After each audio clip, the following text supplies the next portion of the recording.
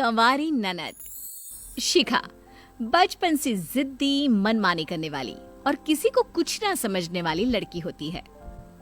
बेटा देख, अच्छा नहीं लगता।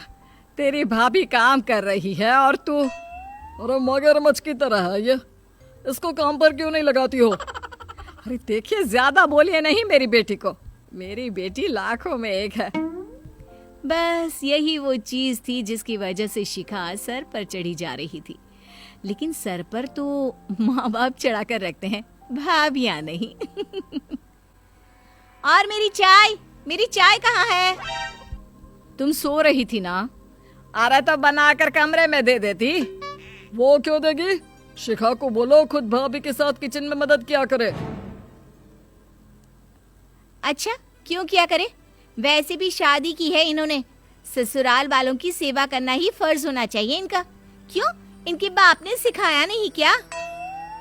ये लाइन सुनकर भाभी ऐसे भड़क जाती है जैसे ज्वालामुखी फट गया हो, लेकिन वो तब कुछ नहीं कहती। फिर शाम को कमरे में, अरे क्या हो गया मेरी बुलबुल को, क्यों रो रही हो? बीवी जिसकी आंख में आंसू तो नहीं थे, लेकिन आवाज में पूरा नाटक था। मैंने क्या गुनाह कर दिया तुमसे शादी करके? अरे प्यार किया तो शादी की, घर बार माँ बाप सब छोड़कर तुम्हारे भरोसे यहाँ आई हूँ ना। अरे बस भी करो, हुआ क्या है ये बताओ। बीवी जो अब भी भूमिका बनाने में लगी थी। मेरे माँ बाप का अपमान कर रहे हो तुम लोग, एक बेटी कैसे बर्दाश्त करे?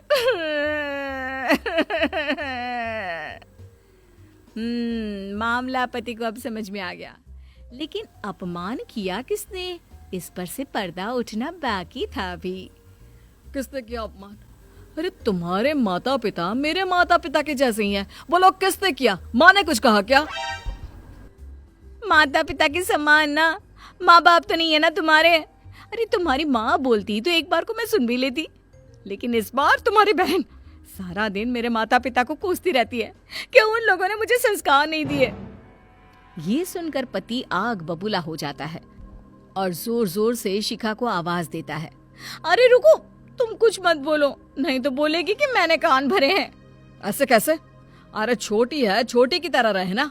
आज कुछ बोल रही है, कल को और जुबान खुलेगी। रुको मैं बात करता हूँ। पति शिखा के पास जाता है और कहता है, शिखा क्या पढ़ाई में चल रहा है तेरा? रिजल्ट नहीं आया अभी तक? अरे अभी तो बैठी है, सुबह से बाहर थी, अब तू क्लेश ना शुरू कर देना। माँ तू चुप कर, तूने सर पर चढ़ा रखा है। हाँ, जैसे उस औरत को तूने सर पर चढ़ा रखा है वैसे ही। भाई शिखा को थप्पड़ मार देता है। कौन औरत? कौन है वो तेरी जो औरत औरत बोल रही है? इज्जत नहीं की जाती तुझसे भाभी की? शिखा को भाभी के सामने लगा थप्पड़ अपमान लगता है। वो जोर जोर से चिल्लाने लगती है, माँ देख देख, इसके कारण आज भाई ने मुझे मारा है, कल को तुझे और पापा को भी मारेगा, देख लेना। अरे कैसी बात कर रही है ये? शर्म आ रही है तुझे अपनी बहन कहने में? भाई कमरे में चला जाता है। बाहर माँ पिता, क्या हो रहा है हम लोगों के घर में? क्या नया हो रहा है? अरे पहले भी तो ये दोनों लड़ते थे, आप क्यों ओवर रिएक्ट कर रहे हैं? लेकिन शिखा की जुबान कितनी तेज हो रही है। बहू बेटी में फर्क करना समझना चाहिए। बहू के साथ हमें सारी जिंदगी काटनी है। अरे कोई बात नहीं, बच्ची है, कौन सा मैं बहू से लड़ रही हूँ? बहू भी प्यारी है और बेटी भी। शिखा ये बात सुन लेती है और समझ जाती है कि अब अगर घर में राज करना है तो फूट डालना जरूरी है। फिर एक रोज, माँ चलना घूम कर आते हैं। अब मेरे साथ कहाँ घूमने जाना है? जा दोस्तों के साथ चली जा। अरे चलना माँ। दोनों माँ बेटी पार्क में घूम रहे होते हैं कि माँ तेरे पैर में दर्द रहता है ना, भाभी से बोलकर तेल लगवा लिया कर। अरे कहाँ वो तेल लगाएगी, खाना बना लेती है, वही बड़ी बात है। थक जाती होगी। माँ कैसी बात कर रही हो? कल को मेरी शादी होती है, मेरी सास कहती है कि मेरे पैर में दर्द है, तो क्या मैं उनके पैर में तेल नहीं लगाऊंगी? नहीं नहीं माँ, तो बोल कर तो देख भाभी को। अब बोलना क्या है? वो क्या नहीं सुन रही जो मेरा रोज का रोना रहता है पैर दर्द का? हाँ माँ, लेकिन मजाल है कभी पैर भी दबा दे तेरा। ऊपर से माँ को फोन कर रही थी और कह रही थी कि सास जल्लाद सी है। जल्लाद मैं? तूने तभी क्यों नहीं बोला? रुक, मैं बात करती हूँ। अरे रहने देना माँ, फिर भैया मारेगा मुझे। शिखा अब कोई मौका नहीं छोड़ती भाभी के खिलाफ माँ बाप के कान भरने का। एक दिन, हाय माँ, तू क्यों रोटी बना रही है, क्या हो गया? पता नहीं, तेरी भाभी ने सबका खाना बनाया, बस मेरा और तेरी माँ का ही नहीं बनाया। वो तो मैंने ही मना कर दिया था, लेकिन ये मैं आप लोगों को क्यों बताऊं? अरे कोई बात नहीं, इतना तो शरीर चल ही रहा है कि 2 रोटी बना लूं, लेकिन क्या बोलना।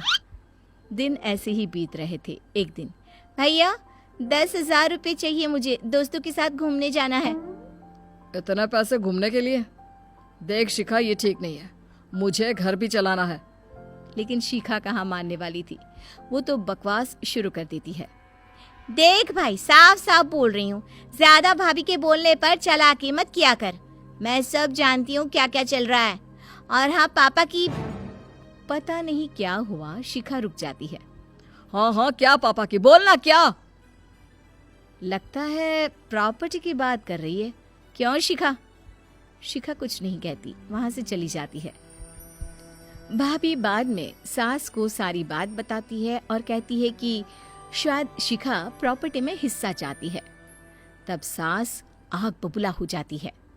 मेरी बेटी नहीं है प्रॉपर्टी में हक मांगने वालों में से। तेरे मायके में होती होगी ये सारी फालतू बातें। अरे सब समझती हूँ मैं। मेरी बेटी के बारे में कुछ भी कहा ना तो समझ लेना। ससुर के मन में भी बेटी बहू के लिए नफरत भर देती है। मैं तो कहता हूँ शिखा के लिए लड़का देखूं और उसके हाथ पीले कर दूं। उस बेचारी को तो ये लोग जीने नहीं देंगे।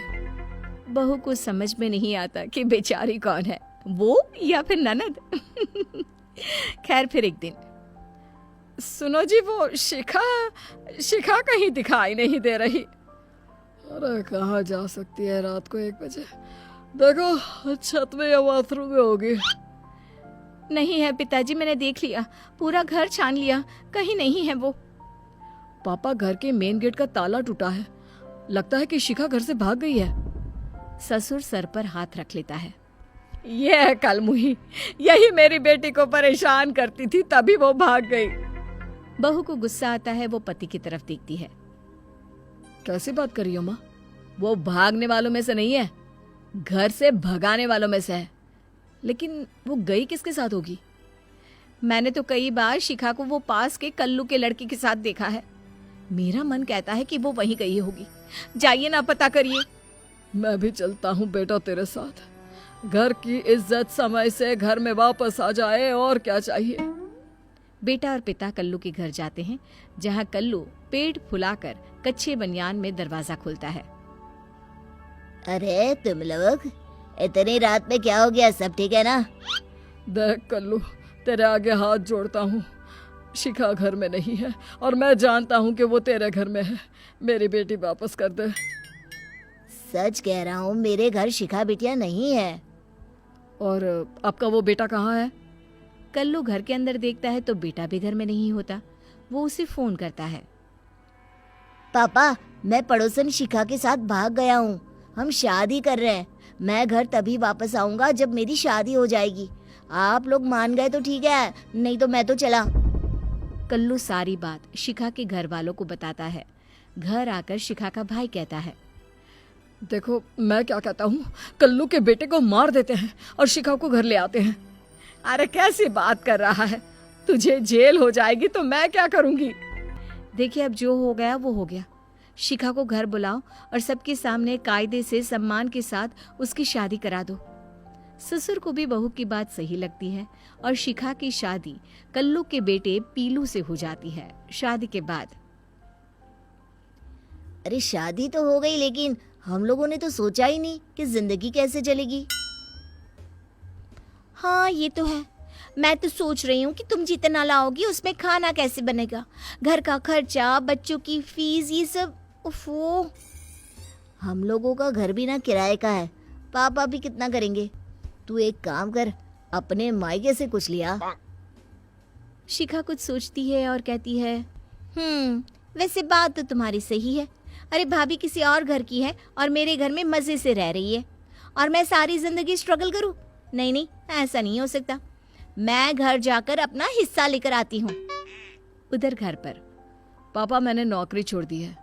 वो क्या है ना, साल भर की सेविंग्स है मेरे पास। अब मैं बिजनेस करूंगा। अरे लेकिन बेटा, बिजनेस के लिए तो मोटा पैसा चाहिए, वो कहाँ से आएगा? पिताजी मेरे गहने किस काम आएंगे? ये आगे बढ़ेंगे, अच्छा कमाएंगे तो सब ठीक होगा ना। ससुर और सास को बहू पर गर्व होता है। तभी वहां शिखा आ जाती है। तुम लोगों का फैमिली ड्रामा हो गया हो तो सुन लो, मुझे घर का आधा हिस्सा चाहिए। मैं भी कानून जानती हूँ, बेटियों का हक होता है पिता की प्रॉपर्टी में। कैसी बात कर रही हो शिखा? छोटा सा तो घर है, ऐसे में तुम हिस्सा ले लोगी तो हम कहाँ जाएंगे? अभी तो तुम्हारे भाई ने नौकरी भी छोड़ दी है। तो मैं क्या करूं? मुझे तो मेरा हिस्सा चाहिए बस। और हाँ, मैं वकील को साथ लेकर आई हूँ। शिखा की बात सुनकर सास ससुर अब आग बबूला हो जाते हैं। देख शिखा, तेरी शादी हो गई है, अब तू पराए घर की है। उस घर की शांति और जितना है उतने में काम चलाना सीख। और पीलू से शादी का फैसला भी तुम्हारा था, हम लोगों को उसमें मत ला, समझी? वो रहा बाहर का रास्ता, निकल।